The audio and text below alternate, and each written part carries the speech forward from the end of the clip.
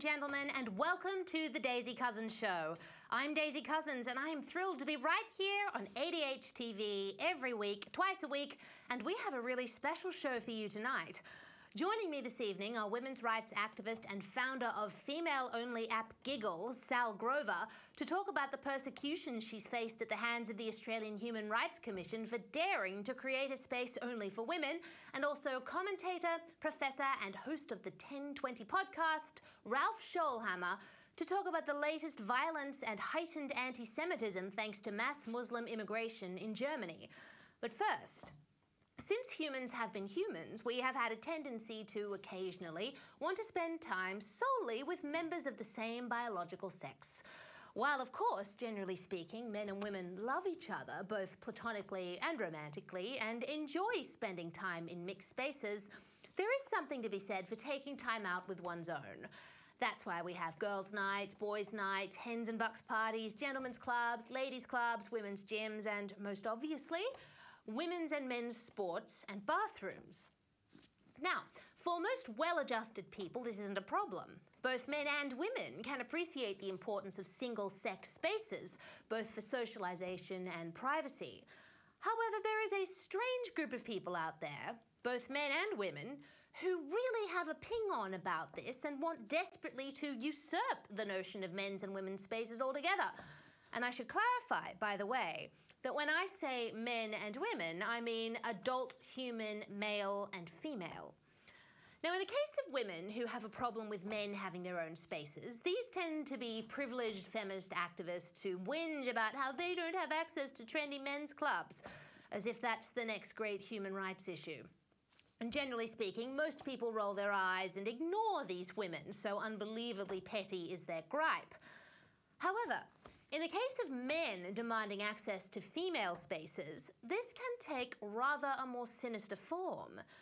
Anyone who watches this show will know of the contention put forward by radical gender theorists that people should be able to self-identify as whatever gender they want, no medical clearance or even indeed attempt to present as that gender necessary, and therefore should be allowed in the single-sex spaces of the opposite sex.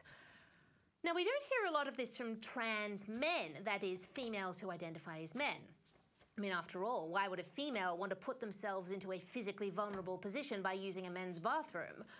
However, this seems to be a never-ending gripe from a certain contingent of trans women and their allies, so males identifying as women, who are determined to elbow their way into women's bathrooms, sports, shelters, and every other space where women are in a physically vulnerable state. This is even true of apps, which is what I'm going to discuss in a minute with my first guest this evening. See, my guest, the wonderful Sal Grover, founded a female-only social app called Giggle in 2020.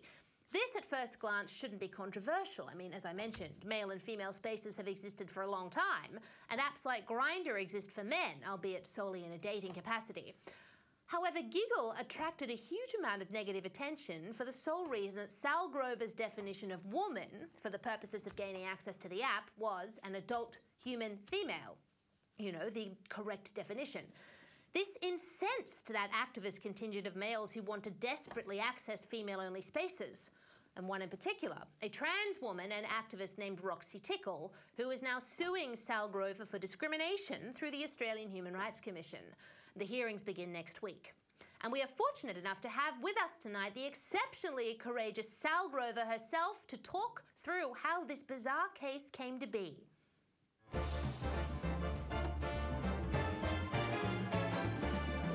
Sal Grover, it is fantastic to have you here this evening. How are you? Oh, I'm very well. Thank you so much for talking to me. Oh, no. I'm so thrilled to have you. I mean, I find this whole Tickle v. Giggle situation, it's so bizarre, and I think your everyday person finds it so bizarre as well. So it's so great to have you at such a timely time. Now, the hearings for Tickle v. Giggle start next week. Very, very, big and exciting and nerve-wracking. Tell us, how are you feeling about it all? Well, it's such a roller coaster. Like there can be literally from minute to minute. I can go from, this is the stupidest position anyone's ever been put in to we're going to lose, my life is over to yay, this is where it's a slam dunk. It just depends on the time of day because it is, they always say the process is the punishment, and it really is. I mean, at the end of the day, I am being taken to court for seeing a man and acting accordingly and creating a female-only space that he can't come into. That's it, in a nutshell. Yeah, which is it's so bizarre to your average person, It's like you're a male. Why would you want to go on an app for ladies? But there is this, this sort of social movement now that wants to just dilute the line between sex and gender. So this case has been going on for quite a while now, at least 2 years. Can you give us an outline of how did this case come to be? Okay, so I created a social networking app exclusively for women called Giggle.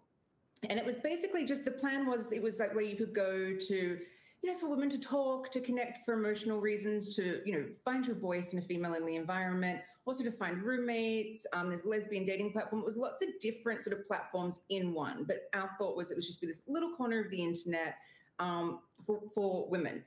They're sort of classed as a niche social network or a niche app. And these sort of aren't rare. I mean, while it's all fallen to gender ideology, things like Grindr and Her, they were like gay male only or lesbian only. So having things that like just for a specific group is very, very normal. Incidentally, there are like 13 or 14 apps exclusively for trans people on the App Store and Google Play right now. So that community also understands the importance of hanging out with their own tribe, let's say.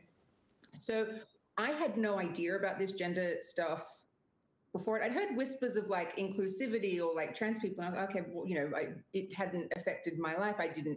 I was a good little progressive. I didn't think anything more of it.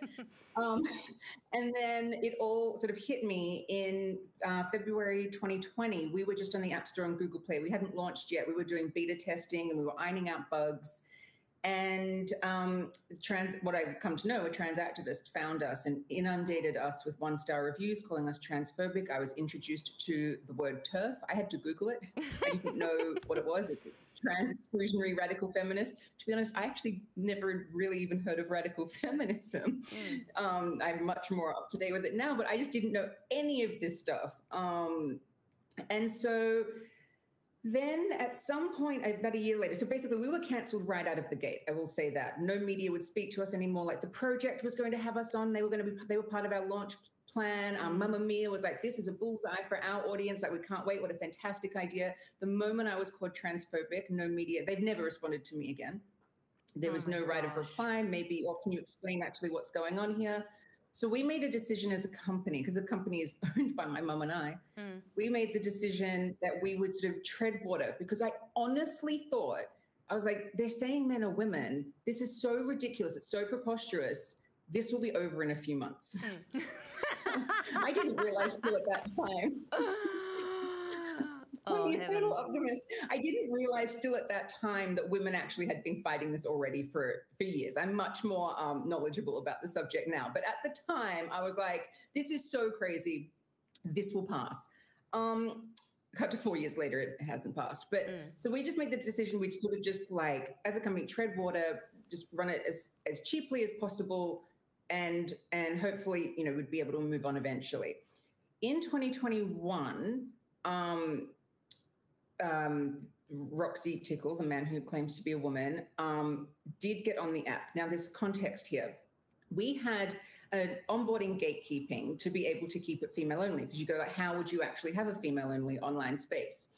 So it was actually my dad, it was the one who had found that there was basically AI technology that it would you just take a selfie, it scans it, male or female. And we had it set to 94% accuracy. It did occasionally let a man on, but it didn't reject women. So we were like, well, rightly or wrongly in making this decision, we were like, every now and then a man will get on, but we'll just manually remove him.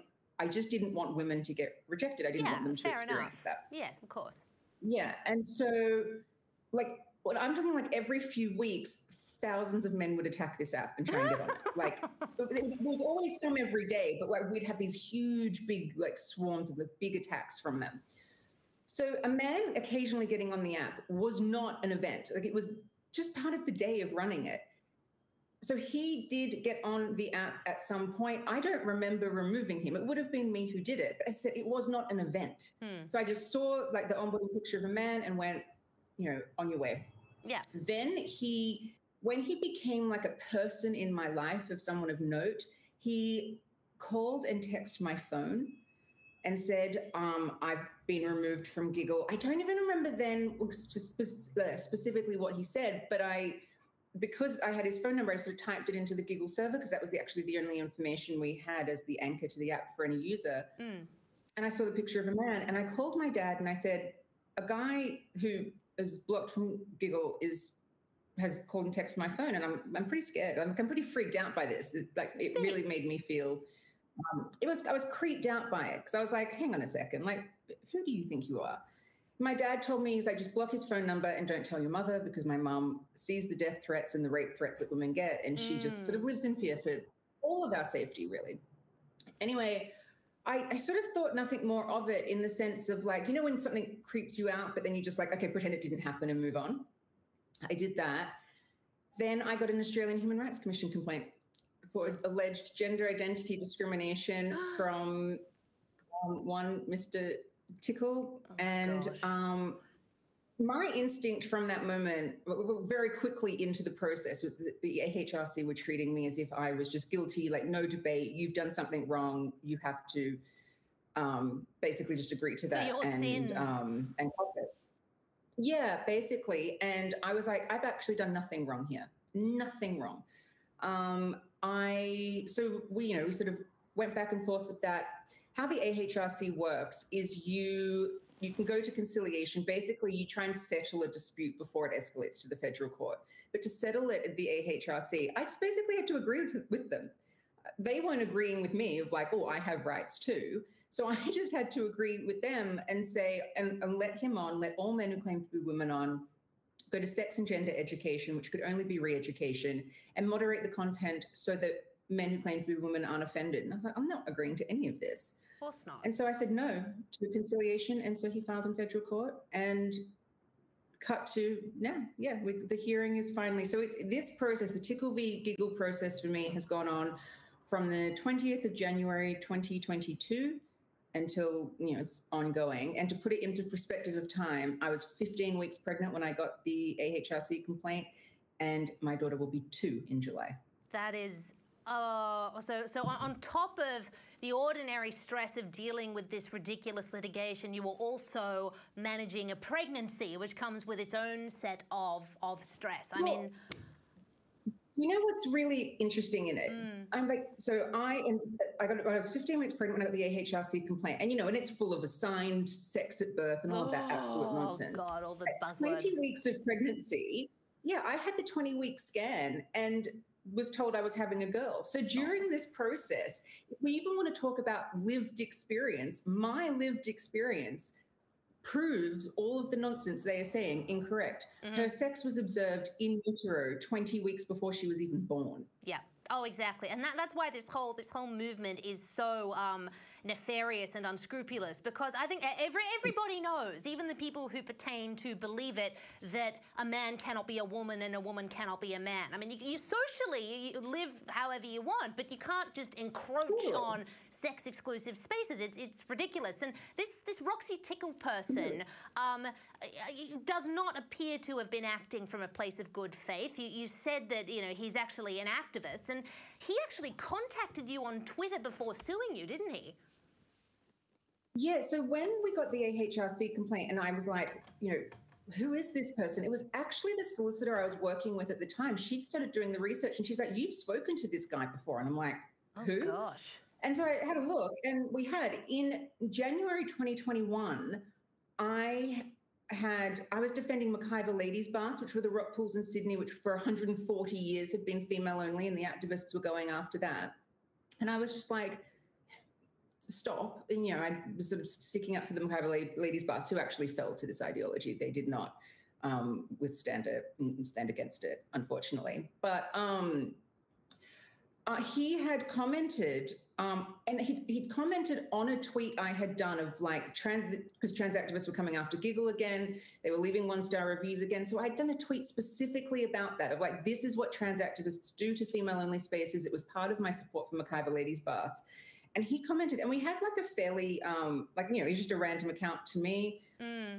He'd said something along the lines of like, I'm a trans woman and I should be able to go into female-only spaces. And I was like, I identify however you want, but female spaces are for females.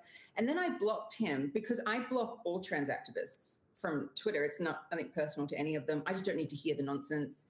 And at the time, this is pre-Elon days, so we would get, suspended if we misgendered somebody. And so I was very protective of this one avenue I had to have a voice. So I would just block all the time. And the only reason I know the date that I blocked him is because he tweeted about it. We found the tweet. He said, Sal Grover, CEO of Google, has blocked me on Twitter. And then he went on the app. So I don't know his motivations, only he knows them. All I can say is that my blocking him and my removing him from Giggle and not allowing him on the platform is not a character assessment. He cannot use it for the exact same reason my dad can't. It is on the basis of sex. He could be the nicest man who claims to be a woman in the world. I don't know him. But it's on the basis of sex. Exactly, Sal, because no matter what these activists say, a woman is an adult human female. Those are the facts. On the basis of sex means something, and it has to continue meaning something. Viewers at home, don't go anywhere. Oh, yeah, go ahead. Oh, sorry. No, that's okay. Well, I was just going to say that we make really big decisions in our lives on knowing this absolutely fundamental fact, who we marry, who we spend our life with, that is on the basis of sex. And like, we're fortunately in a time now where homosexual people have the same rights as heterosexual people. Sex matters in our lives. And then this ideology has come along and tried to make us all say that it doesn't. No, every single person that is sitting in the courtroom next week will have made decisions in their life on the basis of sex. And I just don't think that it is justice that we no longer can do that. Oh, absolutely 100%. Absolutely agree with you, Sal. And viewers at home, do not go anywhere. We will have more of the wonderful Sal Grover and the bizarre continuing story of Tickle v. Giggle right after this break.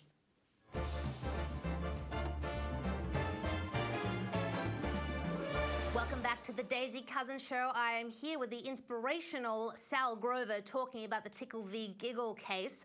Now, Sal, I have to ask you, what was your inspiration for creating Giggle in the first place? I understand it came out of the Me Too movement.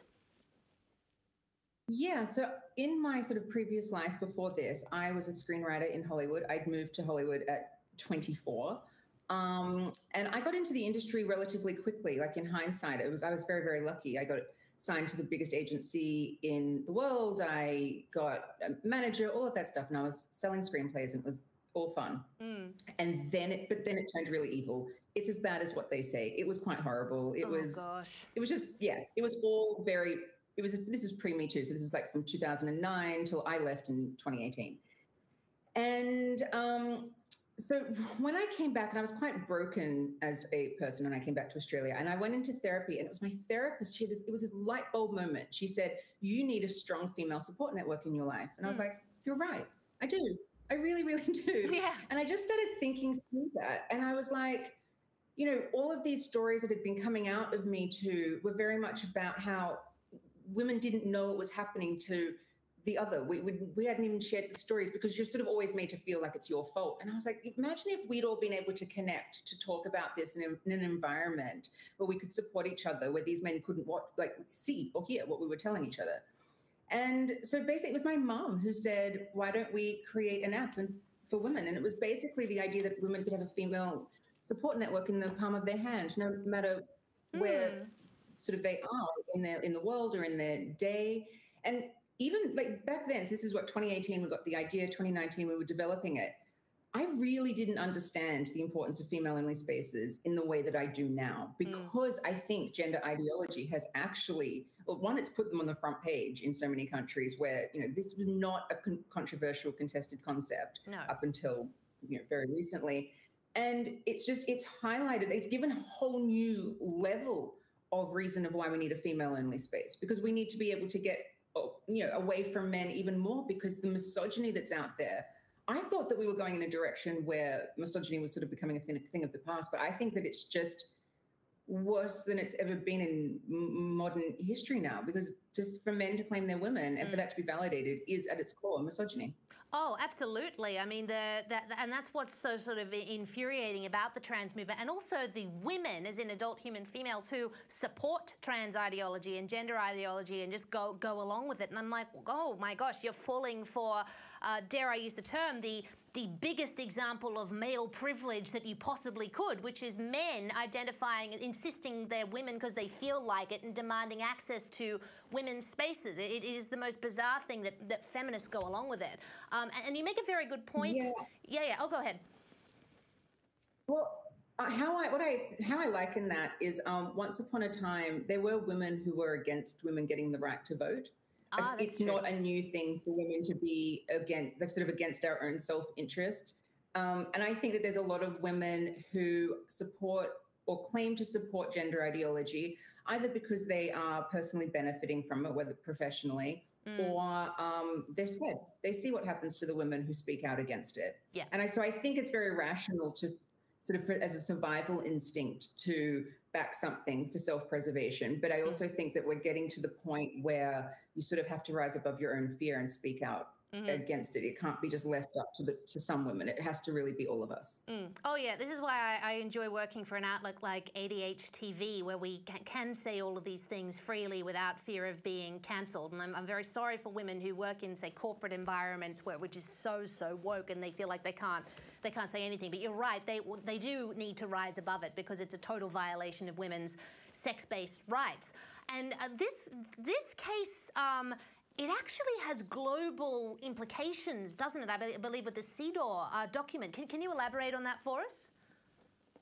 Yes, I've become like sort of this like amateur lawyer now. I didn't know about any of this stuff, and so every time I'm explaining it, I'm always so worried that I'm explaining something about it wrong. But basically, in 1979, there was something called CEDAW that was created, which is the Convention of the Elimination of Discrimination Against Women. It's got a longer title, but that's essentially what it is. What it is basically an international bill of rights for females, so women and girls. It doesn't specifically define women and girls, because this is 1979 when you did not need to. However, no one was stupid enough to think that men could be women. But the actual existence of it, and then when you read it in its detail, it's very much obviously a document on the basis of sex. And it does actually all come back to the basis of sex. So Australia signed this convention in 1983, as did 189 other countries in the world. Basically, the only ones who haven't signed it are the ones you'd expect that wouldn't, like the bad ones. Yeah. But like the UK has, Canada has, the US has, and then either it's many countries have ratified it into law, so done something with it or agreed with it in their law in some way. And Australia and New Zealand are actually quite unique in the fact that we incorporated CEDAW pretty much in full into our law. For Australia, that was the Sex Discrimination Act. So we signed CEDAW in 1983, and then our Sex Discrimination Act came out in 1984. Yeah. Now, our Sex Discrimination Act did used to define men and women as adult females and adult males and whatnot. And then in 2013, under Julia Gillard's government, so Australia's first woman prime minister, dined out on that fact. Well, and dined out on her misogyny speech for the last 10 years. What was actually happening behind the scenes while she was, going around saying, "Look at me, I'm a female, the first female prime minister." They actually took the definition of woman and man and the definition of sex out of the Sex Discrimination Act, and they put gender identity in. They gave gender identity a definition, but it's effectively gender identity is gender identity, something mannerisms. It's nonsense. It makes no sense. It's circular. It's certainly something that is not instinctual to any person.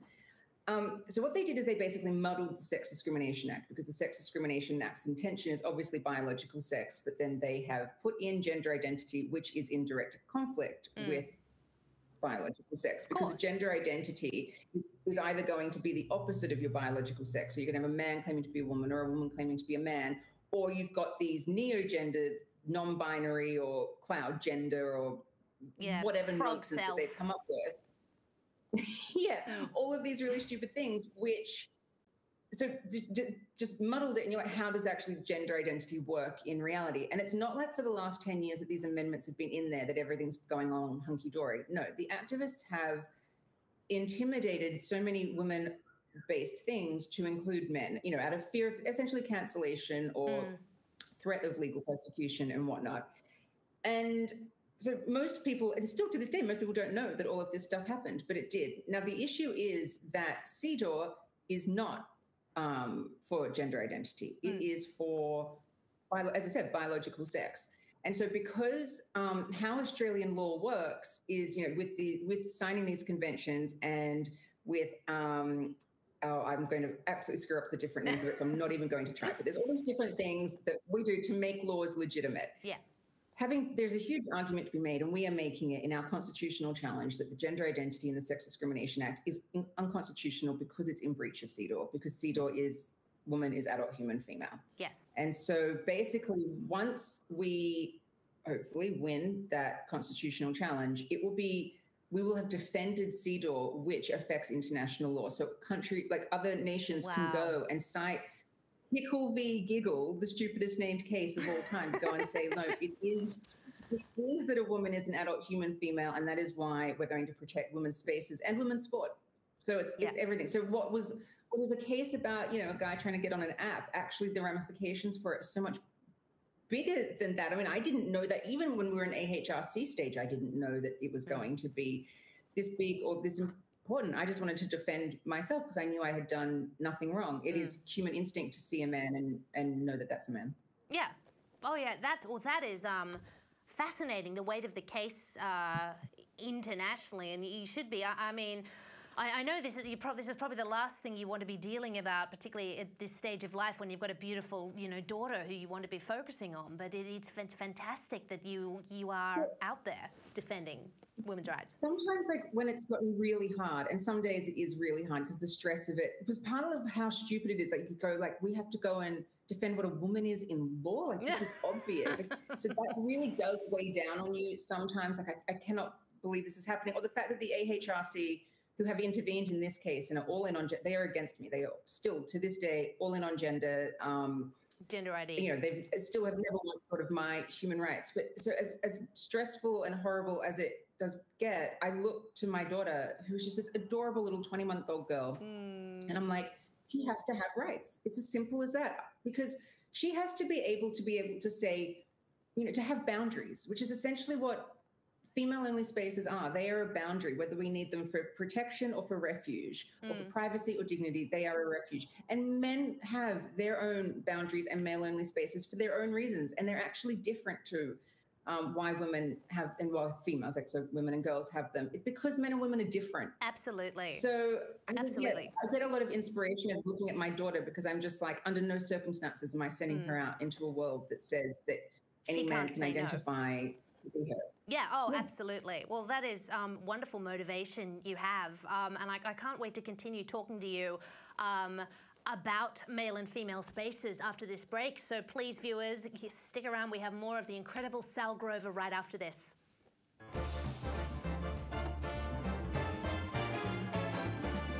Welcome back to the Daisy Cousens Show. I'm here with the wonderful Sal Grover.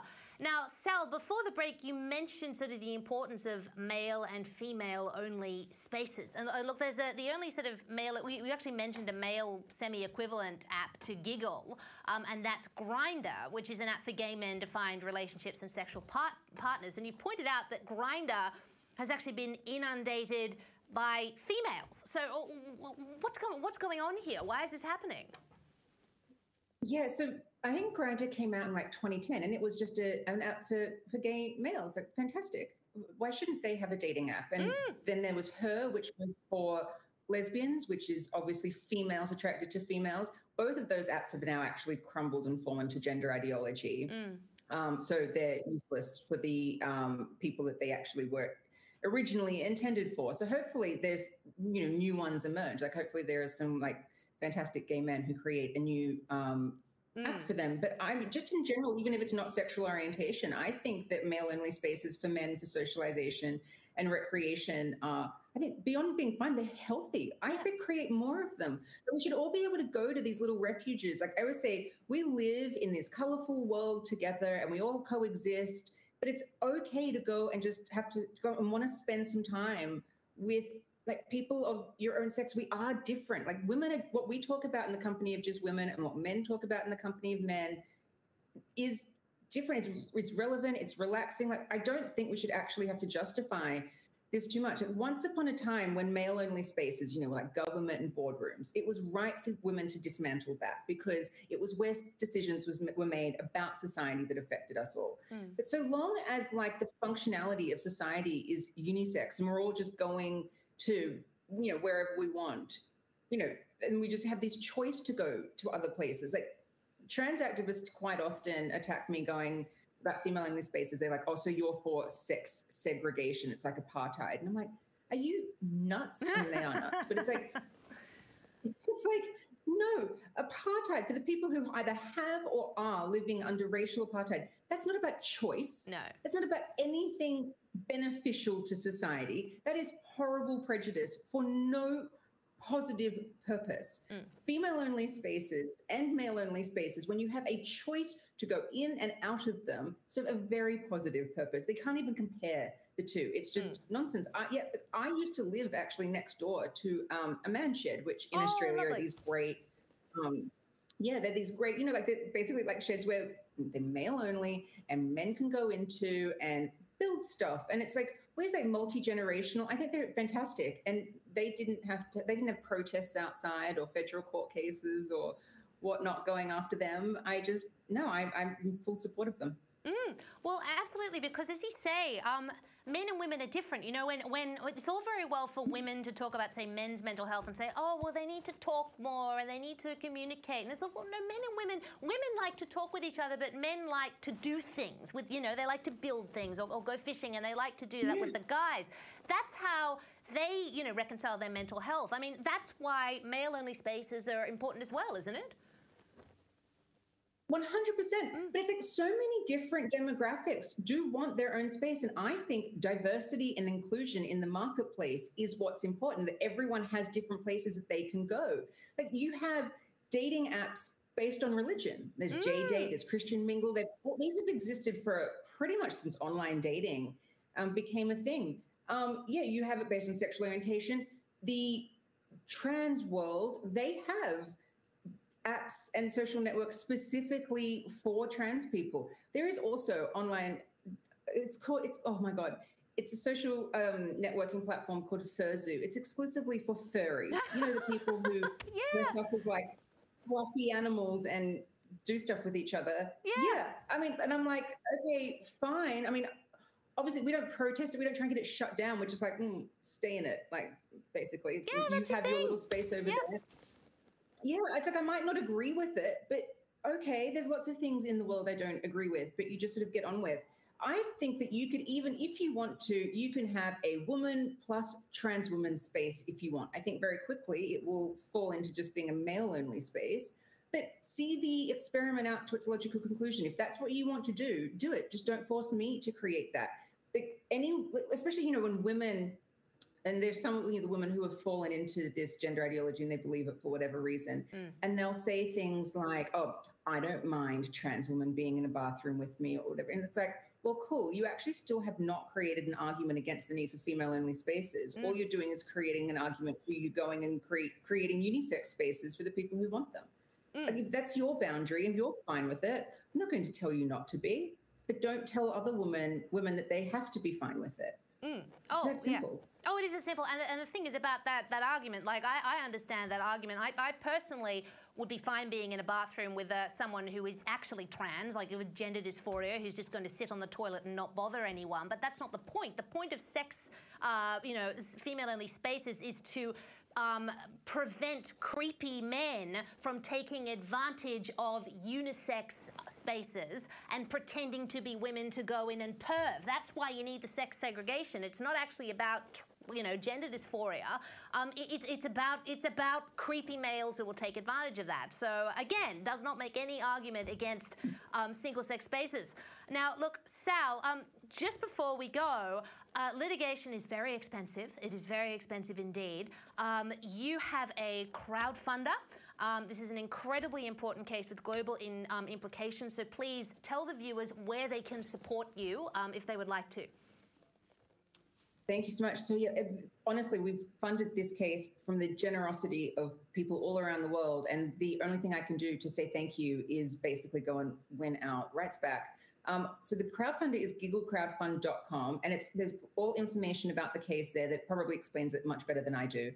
And like sort of what's at stake and how we got here and everything. We have to raise $500,000 Australian dollars to fight this, partly because of the constitutional challenge. They are expensive.